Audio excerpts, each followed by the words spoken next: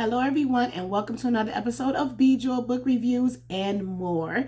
This is my box edition. You know what, guys? You have given me so much outpouring of love. I love the comments. Thank you so much. And if you've clicked on this, it's because you've seen one of my box creations on one of the platforms that you maybe follow on your Facebook, one of the teacher ones. I was like, oh no, there's more. There's more of us. These are my people. So we're early childhood educators, and at the end of the day, we don't have the financial resources and means that we need sometimes to have all of the things that we want for our children. So we have to create them and make them. I am no different with that. I'm a training and curriculum specialist currently, but I was in a classroom for years and years, and I still make stuff for my classrooms and, of course, props for events, because my Crayola box was just one of those things. It was a prop for an event. We had a huge back to school thing. I also made out of a box a school bus, which was a complete pain in the butt, but I'll tell you guys how to make that on a later video. But let's get started with the Crayola box. Is it not as hard as you guys think? I made a miniature version of it to save on time, and I'm just going to explain to you step by step how I did it. Okay, here it is. Here is my little mini box. So here's my mini box. So the key is the actual box, guys. It's the box that you choose. So the one that I actually chose had the same sides on the left and the right, the front as well as the back. I don't do anything with the bottom of this because it's going to be sitting on the floor as a prop, so there's no need to do it. But sometimes it's not very stable, so I'll tell you guys a tip on how to make it stable, especially if you want it to stand alone. So what I did first was I cut the flaps. So there were flaps going all the way around here because, of course, it was a box. So I cut those first. After I cut the flaps off, I wanted to make the shape, this little half moon shape. So the way I did that was I covered it with a full piece of paper that covered this entire thing. Now this is made with cardstock, but the one I made at work, or the one you saw maybe on your social media, I used butcher paper, that bulletin board paper. I used that. So I covered the entire front. I started at the, so I cut it to size. So I made sure it was even at the top and at the bottom on both sides, and then I started from the middle and I made a moon shape line. That's basically what I did, and then I cut it out. So when I cut it out, I knew I was going to use it for two things. I was going to use it for the bottom, and I have excess if I needed it for something extra. Now the one that I actually made that's on your social media platform, the back of it is not squared off. I made this square so it can be simplistic for you guys. But what I did for the one that I made at work is I took the piece that I cut out in the center right here, and I'll show you guys, and then I drew lines right here. So I drew a line there, and I also drew a line there. So when I drew those lines, I cut out that shape. So this actually made the box look like it was rounded, you know, from the back. And then I cut off the excess here, so it made it look that way. So you guys don't have to do that, like you really don't. But save this because I'm going to show you what you can do to stabilize this later. So basically that's what I did. And then I wanted to make sure that it looked as realistic as possible. So I made a shape like this. So I'm going to sit this down. So I made a shape like this, and I used one to make the template for the other side. And all I did was I just cut it straight down the middle. And then I used double-sided tape, but I spaced it out so it can give the illusion that I made, you know, more than one. So it's really one piece that I just cut. So you guys can kind of see that. Now the double-sided tape that I used is crafter's tape. I get this from Amazon. And I also can get this from Walmart. Walmart has it really cheap. If you go to Michael's or Joann Fabrics or even Hobby Lobby, sometimes it can be a lot more expensive. So I'll kind of pull it closer so you guys can see it. But this double-sided tape is in the sticker section in Walmart, and it's really inexpensive when you consider that you get maybe 4 or 5 rolls in a pack. So I use this all the time. You are going to need, of course, a stapler.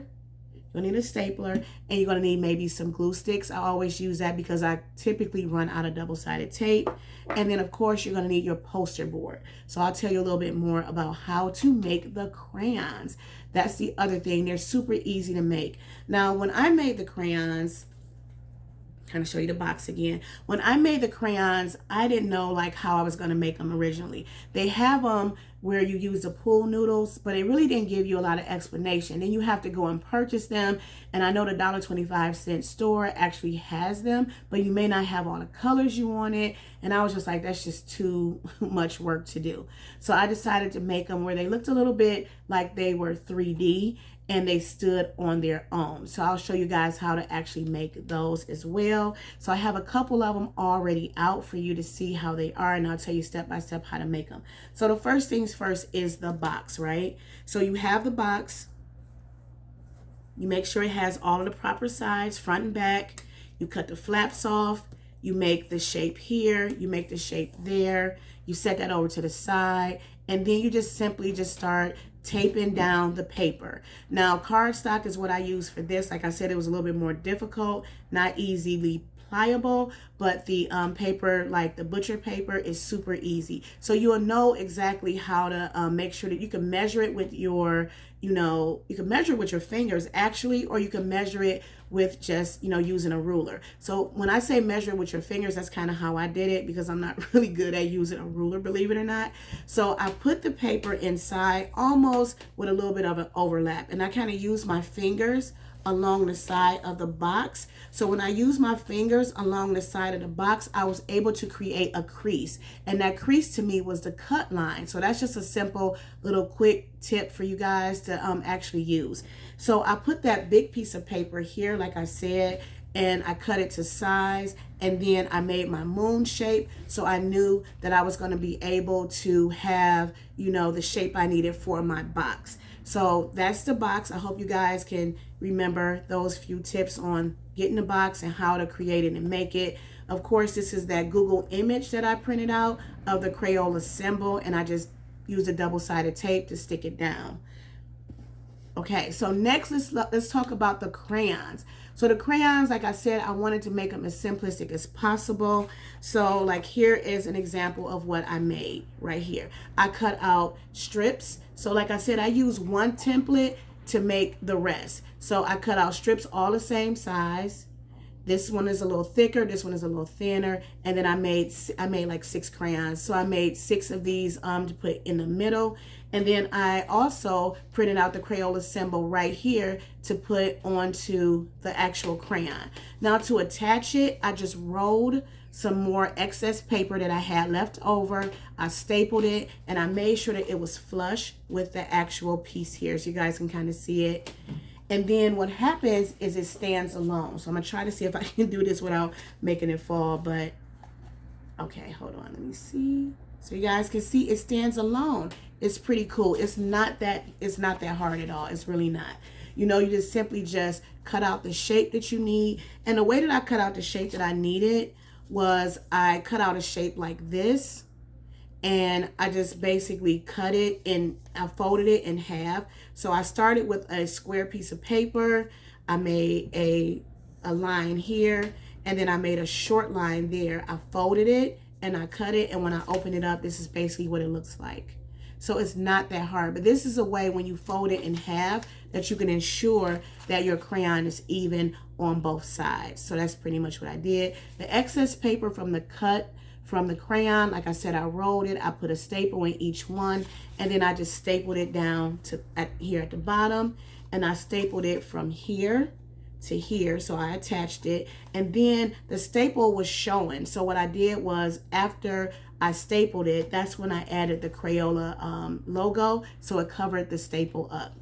And then that was pretty much it. That was my box, and then I just simply put the crayons inside. So I'm going to do that now. My really cool little crayons, and I'll show you guys what it looks like afterwards, because I really love this a lot. I think it's super cool and so easy to make.